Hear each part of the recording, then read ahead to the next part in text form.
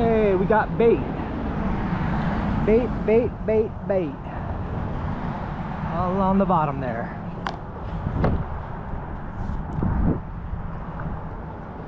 Looks like glass minnows.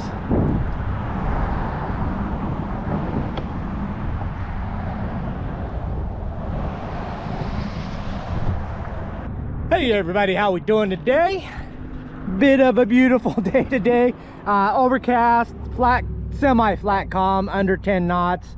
Yeah, definitely cloudy. Supposed to get sunshine in the afternoon, hopefully. And just doing a quick bait check. There's a lot of glass minnows, it looks like, out here. I might push out. I gotta do it quick before the tide drops and maybe check the bait shop.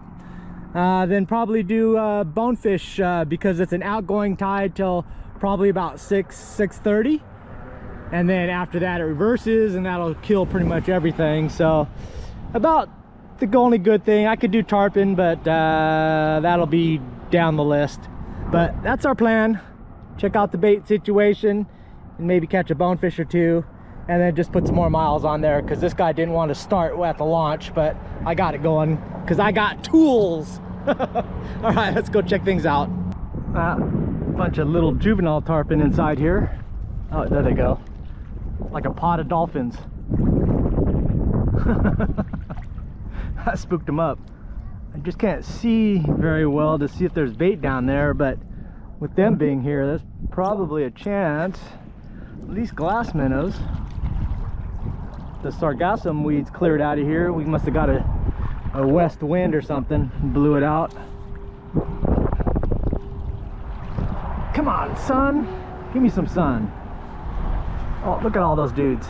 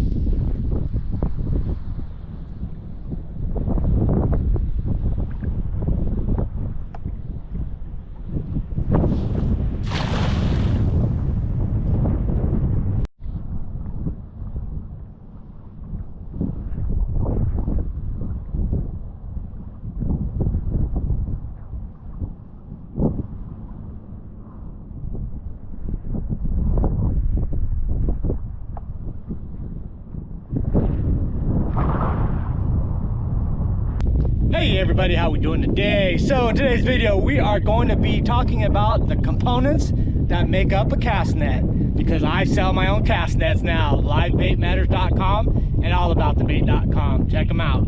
Here are the components that make up a cast net. Starting with the rope, I use a hollow core hand line. Actually comes in 3 different sizes. Now you think that thicker and heavier duty is the better, but you always have to remember is while you're getting set up, you're going to be coiling that line multiple times to take up all the cast line. Then once you've done with that, then you have to loop the cast net and hold that, depending on the size, multiple times. And it can get very bulky. So that's why I offer different sizes for different nets. Now at the end of the hollow core rope, we've got a assembled loop, which you're going to create another loop, which is going to go over your wrist, like a slip knot there, and that's going to allow it to stay attached to your hand without it flying off and you having to hold on to it. On the other side of the rope, it attaches to the swivel. Now my rope lengths are probably longer than the standard in the industry. I have 32-foot hand lines.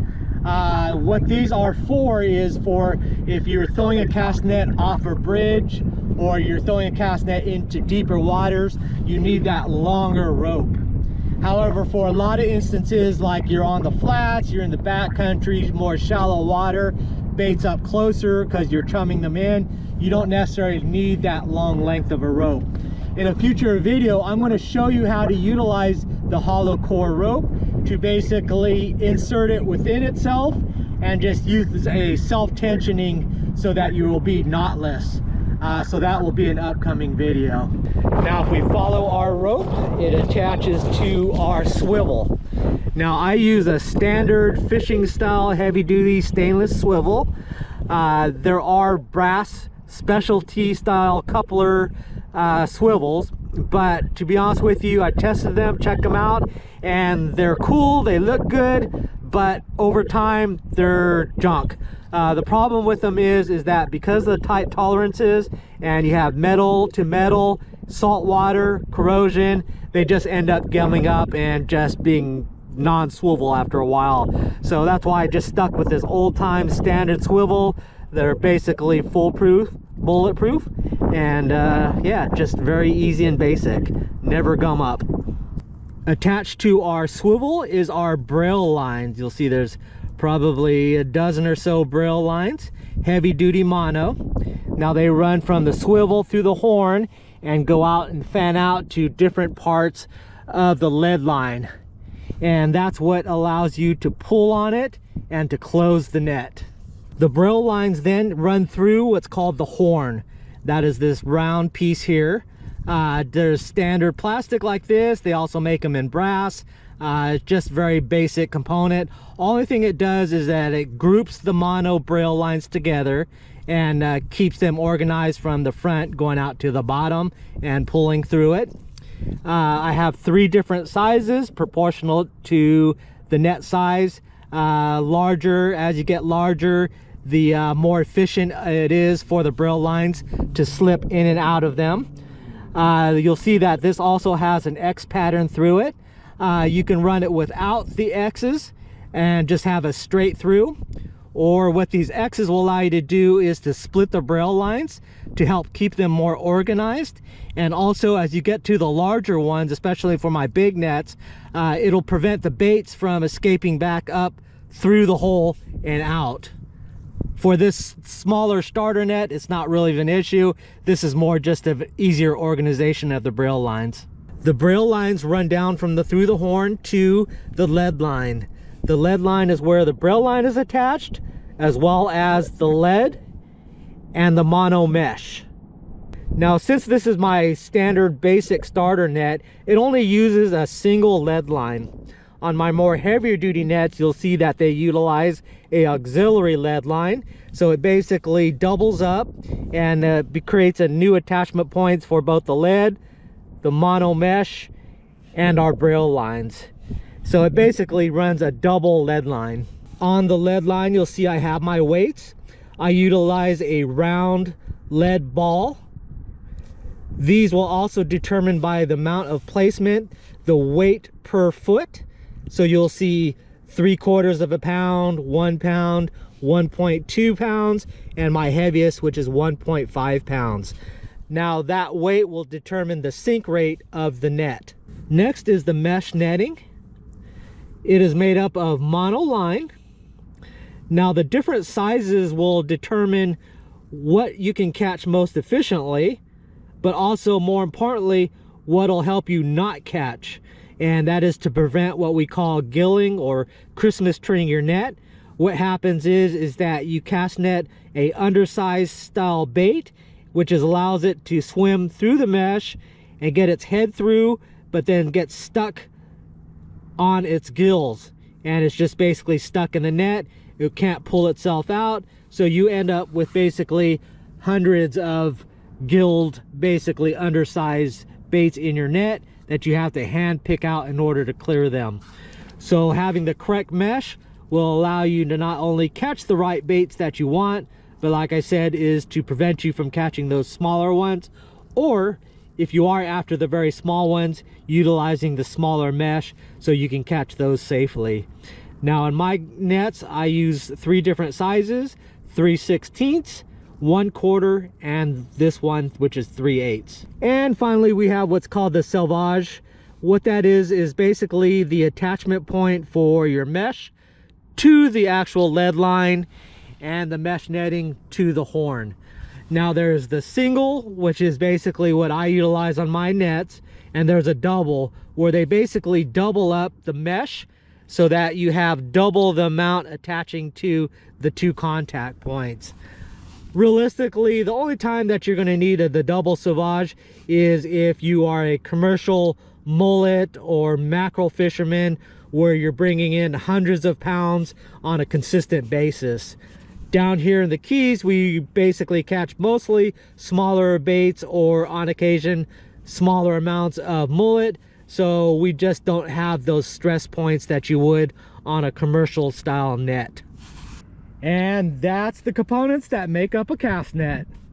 All right, so the cast net video is done, so I'm gonna have to do some editing, get that posted on the Live Bait Matters website and the All About the Bait website. But now let's go see if we could find a little bit of bone fishing. Tide's dropping, which is good, so that's gonna narrow things down. It's still ripping, which is make things tough, but I'm gonna check this channel out, then maybe I'll run to the flats and see what's out there now that we've got some nice sun.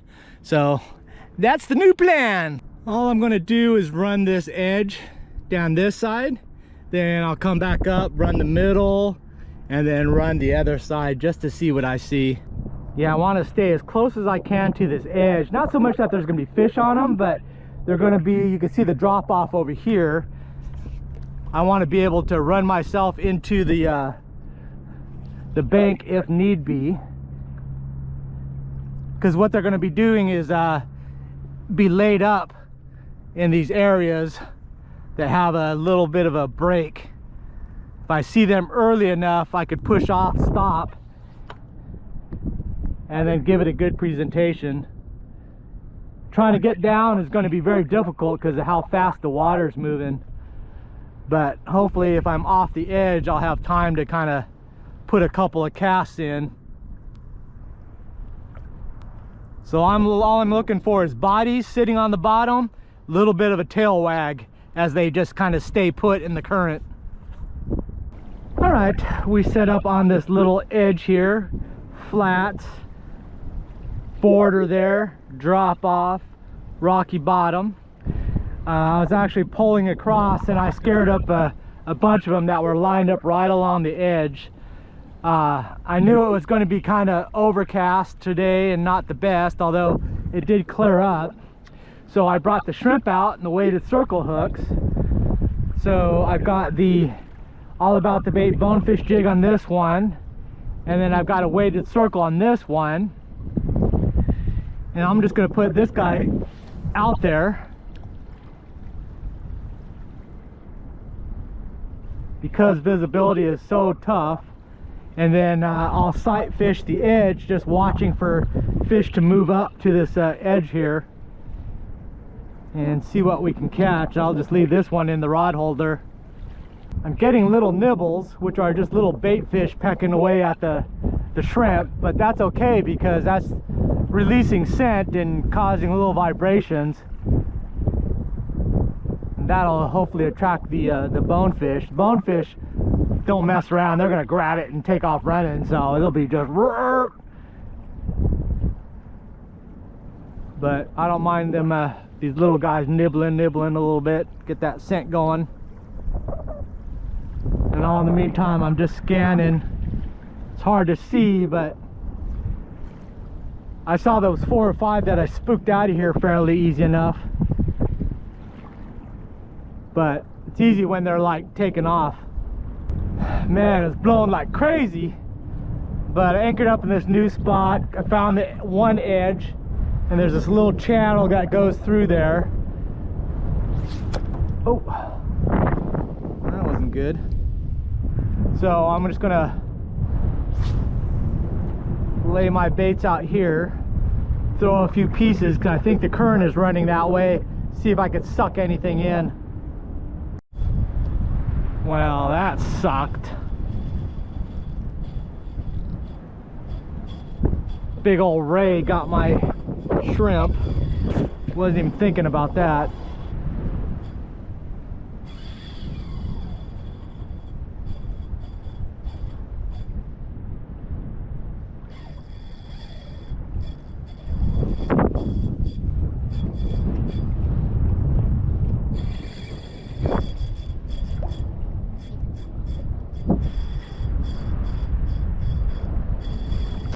Well, that just...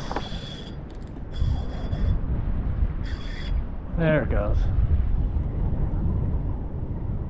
Thank God. Do I have something here? No. Oh, there we go. There we go. Oh, there we go. What is this? This doesn't feel bonefishy.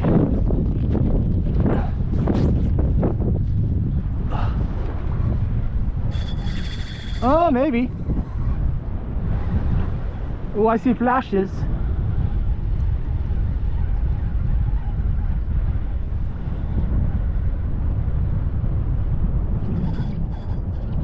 Oh, it is my bonefish. Hey, hey, hey, hey, hey, hey. Oh, it's got my line wrapped all over. Alright, I'm off. Bonefish in this crappy wind. Winning.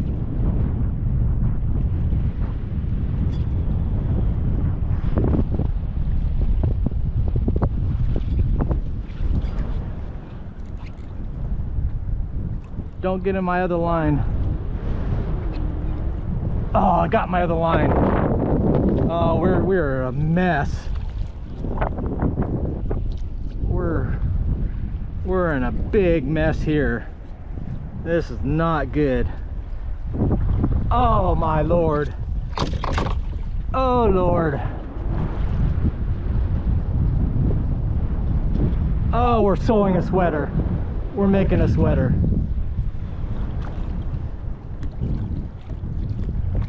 I don't know where we're at. I think... Oh, it's getting worse. Yeah, it's getting worse. Oh, yeah. Definitely worse. I got all this crap here. I got a treble hook there. Oh, where's he at? Oh, there he is. Oh, this is bad.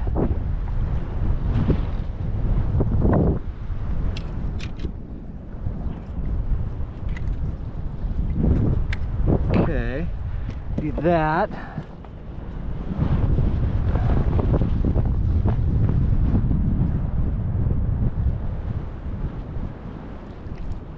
All right, I gotta get this guy in here. Come here. Yes, yes, yes, cooperate. Oh, weighted circle hook jig got him. Nice. All About the Bait 3.0 weighted circle hook for the win. There we go. Roll it out, roll it out.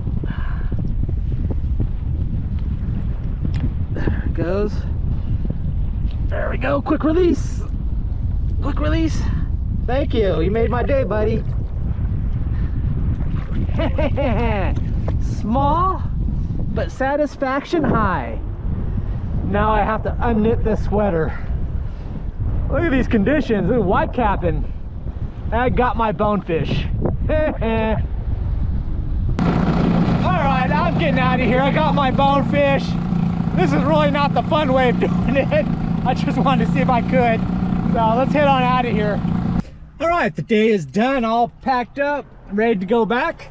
It was a good day out there. The biggest thing is I got that cast net component video out of the way. I just didn't want to do it.